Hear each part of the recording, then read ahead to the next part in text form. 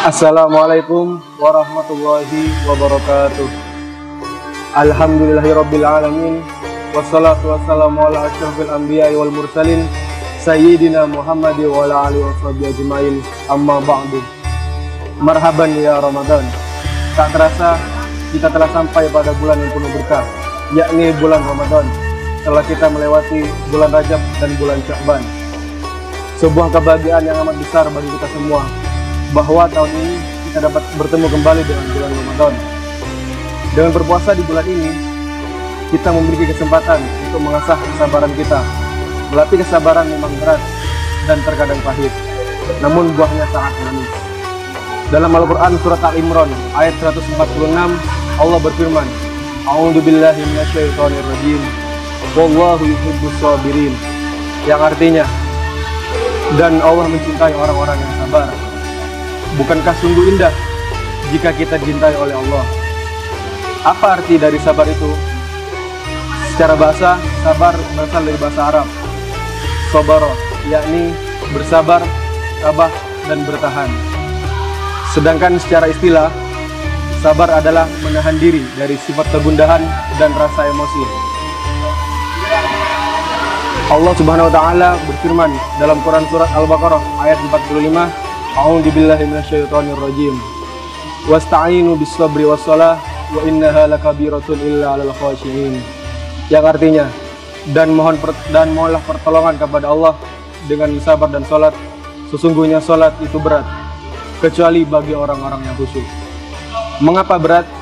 Sebagaimana arti dari bahasanya sendiri, kita harus mampu menahan diri dari godaan-godaan, dari hal-hal yang menggoda kita, dari hal-hal yang tampaknya menyenangkan dan memberikan kenikmatan. Jika kita berkaca kepada kisah Nabi Yusuf dalam Al-Quran, setidaknya ada 3 jenis kesabaran. Yang pertama, sabar dalam menahan amarah. Yang kedua, sabar melawan godaan hawa nafsu. Dan yang ketiga, sabar dalam menghadapi cobaan. Bentuk kesabaran yang pertama adalah sabar dalam menahan amarah.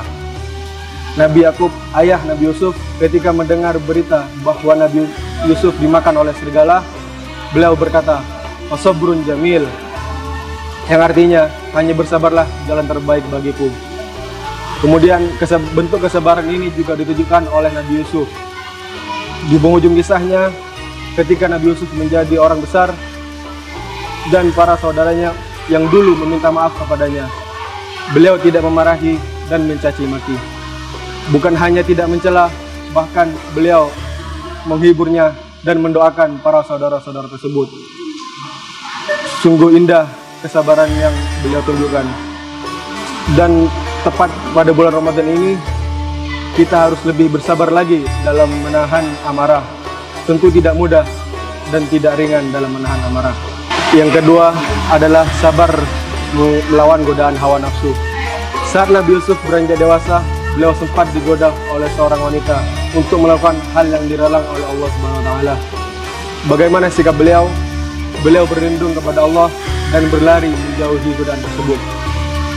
Allah menceritakan kisah ini dalam Quran surat Yusuf ayat 23, yang artinya, dan dia perempuan yang dia Yusuf tinggal di rumahnya, menutup pintu-pintu lalu berkata, "Marilah mendekat kepadaku."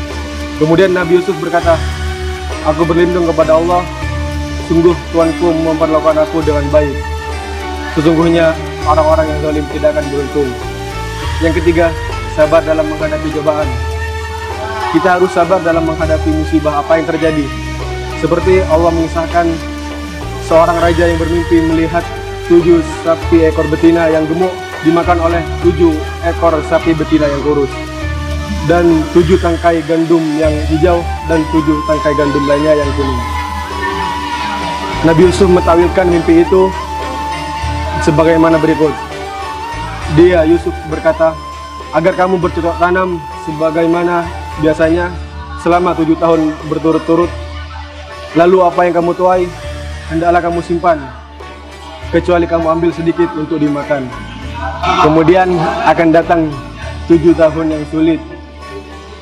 Untuk menghadapinya, kamu akan menghabiskan apa yang kamu simpan, kecuali sedikit dari bibit gandum yang kamu simpan sebelumnya." Dan akan datang satu tahun Allah memberikan hujan yang cukup. Dan pada masa itu mereka akan memeras anggur. Quran Surat Yusuf ayat 47 sampai dengan 49. Dapat kita lihat bahwa dengan kesabaran mereka bisa melalui masa-masa yang sulit dan 7 tahun yang sulit.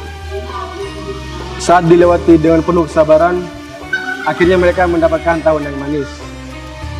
Demikian hikmah Ramadan yang dapat saya sampaikan. Semoga bermanfaat bagi kita semua, terutama bagi diri saya. Kurang lebihnya mohon maaf. Wallahul muwaffiq ila aqwamit thoriq. Assalamualaikum warahmatullahi wabarakatuh.